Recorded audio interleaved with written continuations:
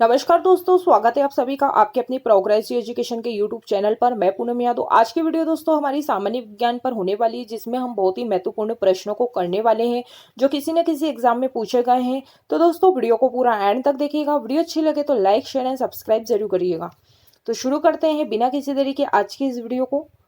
तो पहला क्वेश्चन है आपकी स्क्रीन के सामने, मलेरिया किसके कारण होता है। तो मलेरिया दोस्तों एक संक्रामक रोग होता है जो प्रोटोजोआ के कारण होता है और आमतौर पर एनोफिलीज मच्छरों के नामक कुछ मच्छरों के द्वारा फैलाया जाता है।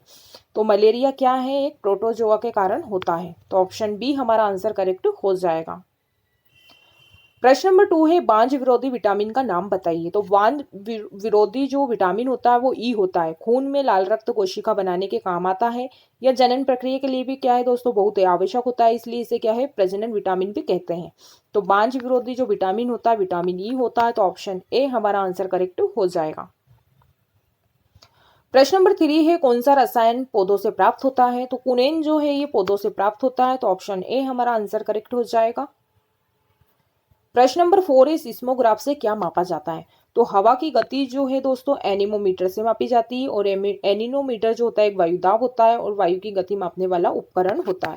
तो हवा की गति जो है एनीमोमीटर से क्या है मापी जाती है।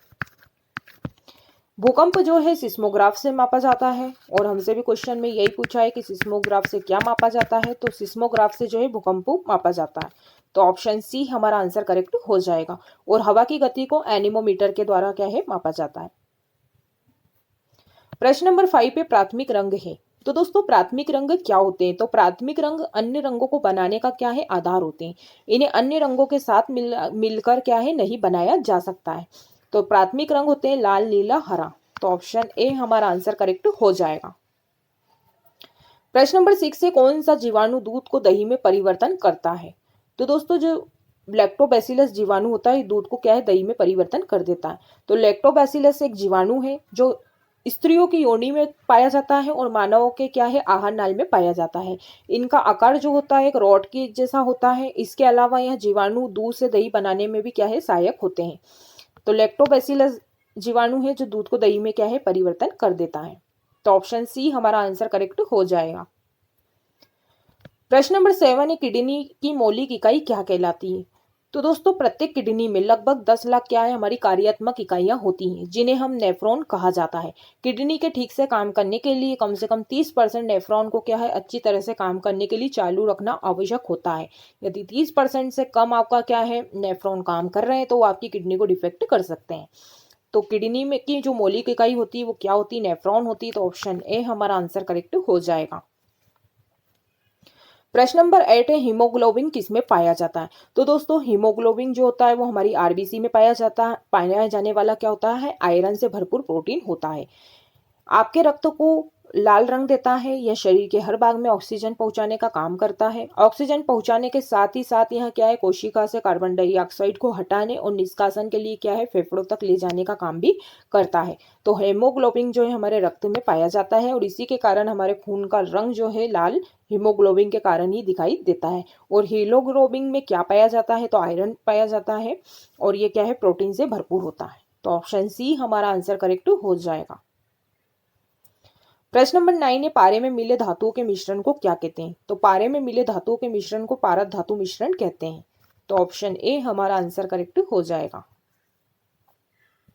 प्रश्न नंबर 10 है पेनिसिलिन क्या होती है। तो पेनिसिलिन एक एंटीबायोटिक दवा होती है। एंटीबायोटिक दवा ऐसी दवा होती है जो बैक्टीरिया के संक्रामक से लड़ाई लड़ती है। वे सर्दी या फ्लू जैसे वायरल संक्रामकों के खिलाफ काम नहीं करती है। बैक्टीरिया सूक्ष्म जीवाणु होते हैं जो आपके शरीर के अंदर पाए जाते हैं, त्वचा पर पाए जाते हैं और आपके हर आसपास क्या है बैक्टीरिया पाए जाते हैं। ज्यादातर बैक्टीरिया जो होते हैं वो आपको नुकसान नहीं पहुंचाते हैं। दो बैक्टीरिया होते हैं जो आपको एक बैक्टीरिया जो आपको नुकसान पहुंचा सकते हैं और दूसरे होते हैं जो आपको नुकसान नहीं पहुंचाते हैं। तो पेनिसिलिन जो होती है वो एंटीबायोटिक दवा होती है जो बैक्टीरिया के संक्रामक से लड़ाई लड़ती है और क्या है ये फ्लू जैसे और सर्दी जैसे वायरल को संक्रामक के खिलाफ काम नहीं करती है। तो ऑप्शन ए हमारा आंसर करेक्ट हो जाएगा। प्रश्न नंबर 11 इनमें से कौन सा यौगिक नहीं है।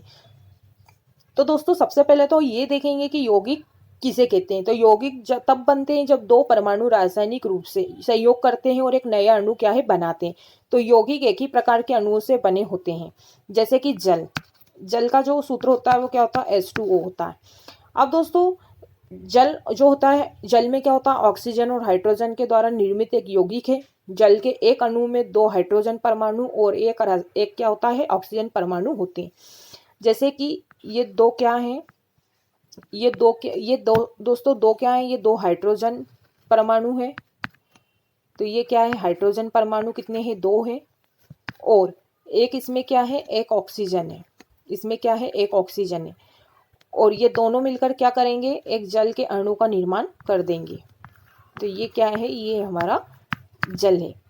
तो इसलिए इसमें क्या होता है कि ऑक्सीजन का एक परमाणु और हाइड्रोजन के 2 परमाणु रासायनिक रूप से संयुक्त होकर जल का एक अणु बनाते हैं। तो इससे हमारा क्या बन गया, जल। तो जल क्या है, एक यौगिक है।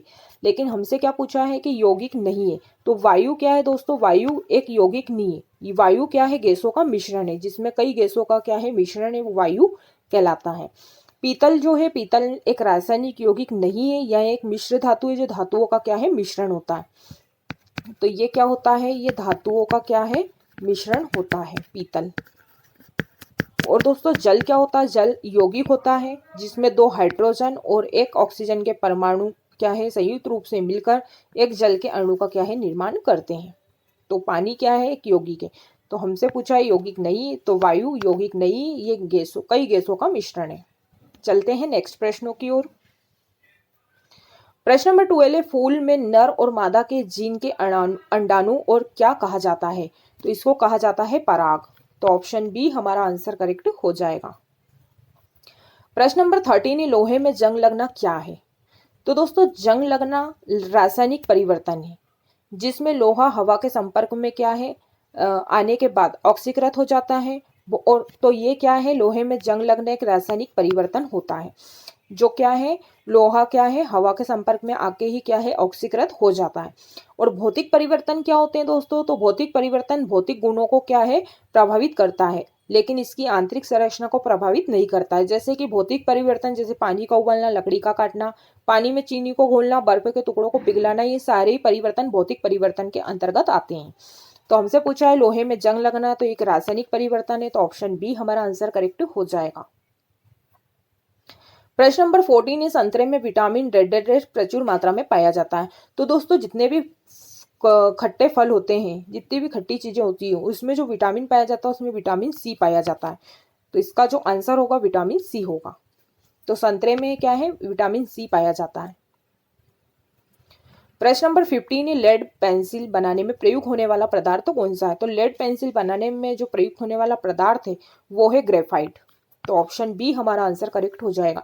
जो हमारी पेंसिल होती है उसके अंदर जो काली काली सी लिड दिखाई देती है वो ग्रेफाइट की ही बनी होती है। तो ऑप्शन बी हमारा आंसर करेक्ट हो जाएगा। तो दोस्तों आज के लिए बस इतना ही। मैं उम्मीद करती हूँ कि जितने भी आज हमने इस वीडियो के माध्यम से 15 प्रश्नों को देखा है, समझा है, आप लोगों को अच्छे से समझ में आ गए होंगे। यदि आपको इस वीडियो से संबंधित कोई डाउट होते हैं तो आप लोग मुझसे कमेंट बॉक्स में कमेंट्स करके जरूर पूछ सकते हैं। तो दोस्तों आप लोगों को वीडियो अच्छी लगी है तो लाइक जरूर करिएगा, शेयर करिएगा, और अभी तक आपने चैनल को सब्सक्राइब नहीं करा है, या जो मेरे दोस्त हैं जो अभी तक चैनल पर पहली बार जुड़े हैं, तो वो भी चैनल को सब्सक्राइब कर ले ताकि हमारी रोज की वीडियो का नोटिफिकेशन आपको मिलते रहे। तो दोस्तों आज के लिए इतना ही, मिलते हैं अगली वीडियो में। तब तक के लिए जय हिंद, जय भारत, धन्यवाद।